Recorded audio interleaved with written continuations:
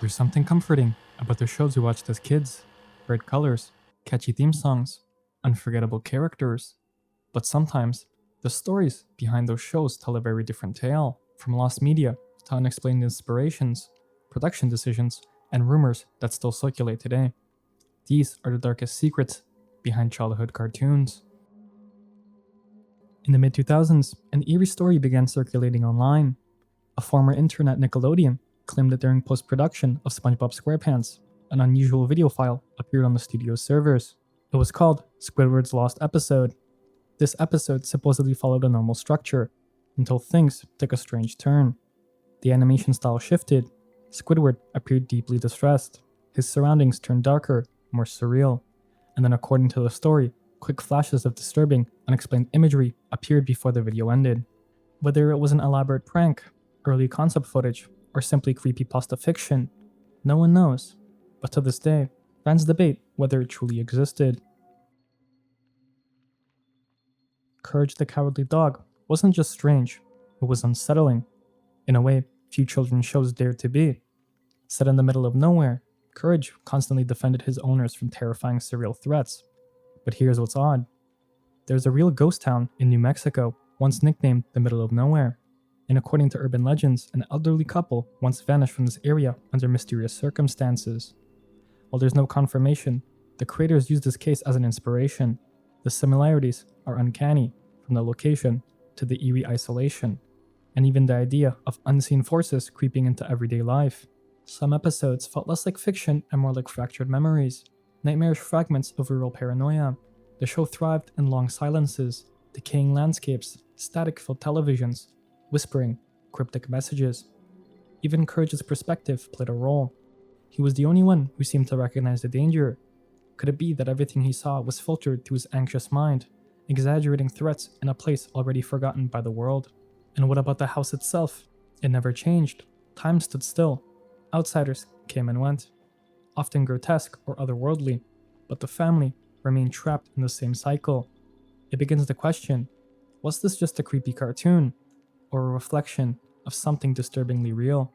Could this have been an artistic interpretation of real fear, or something more? Cartoon Network's Dexter's Laboratory was clever, energetic, and packed with science-themed mischief, but in the late 90s, the studio created an episode so over the top it was shelved for over a decade. It was called Rude Removal. In the episode, Dexter builds a machine to make Dee Dee less rude, but instead splits both of them into polite and rude versions. The result? A lot of bleeped out shouting and exaggerating behavior. While clearly a parody, meant for internal viewing, it gained a cult following online. Fans searched for it for years, until Adult Swim eventually aired it in full with appropriate content warnings. Sometimes, even lighthearted shows have episodes that push the limits of their genre, often for laughs, not shock. But what made Rude Removal so infamous wasn't just the language, it was the idea that something so off-brand existed before the scenes of a beloved children's show. It fed into a larger curiosity. What else might be hidden in studio vaults? To many fans, the episode felt like a rare, uncensored peek behind the curtain, a glimpse of the creative freedom animators exercised when not bound by network standards. Its eventual release became a sort of victory for internet sleuths and nostalgia chasers alike, proving that even cartoons designed for kids could have strange, chaotic outliers that lived in whispered legend for years. And while it's mostly remembered for laughs, Rude Removal remains a strange artifact of 90s animation, an era where experimentation often thrived in the shadows, just waiting to be uncovered. Hey Arnold was more than just a quirky slice of life show about a football-headed kid in a city. Beneath its jazzy soundtrack and laid-back tone, this series hid something much darker, especially surrounding Arnold's mysterious home. He lived in a boarding house run by his eccentric grandparents, a setting that always felt a little off. Strange tenants, long hallways, and whispered histories filled the space.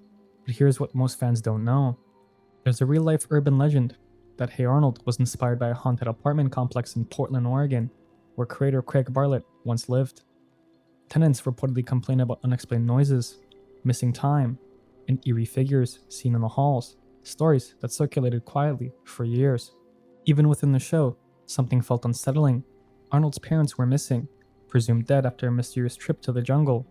But this series offered only vague dreamlike flashbacks. Fans speculated wildly. Were they spies? Ghosts? Was Arnold imagining them? And then there was Pigeon Man, and Mr. Hune's tragic backstory about the Vietnam War. And that one episode where Helga builds a shrine to Arnold, made of chewed gum. As fans' theories grew, a darker idea began to spread online that the show was a metaphor for trauma, that each tenant in the boarding house represented a fractured part of Arnold's psyche, and the stories were just coping mechanisms for a boy trying to make sense of grief. Of course, none of this has ever been confirmed, but when a child's cartoon starts asking questions about loss, war, mental illness, and abandonment, it's hard not to wonder, was Hey Arnold really a feel-good cartoon, or was it a quiet cry for help, dressed in neon colors and jazz chords? Cartoons are more than just entertainment. They're cultural time capsules reflecting our fears, our imaginations, and sometimes the things we don't want to talk about. Behind every scene, there are writers, animators, and stories that go deeper than we realize. Some of them mysterious, some of them misunderstood, and some that simply leave us wondering. Which of these stories do you remember, and which ones were better left forgotten?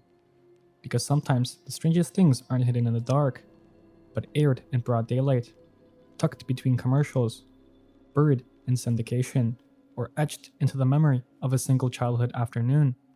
We laugh, we grow, we forget, but the strange ones always seem to echo back. Maybe that's the real magic of animation, not just what it shows us, but what it leaves behind.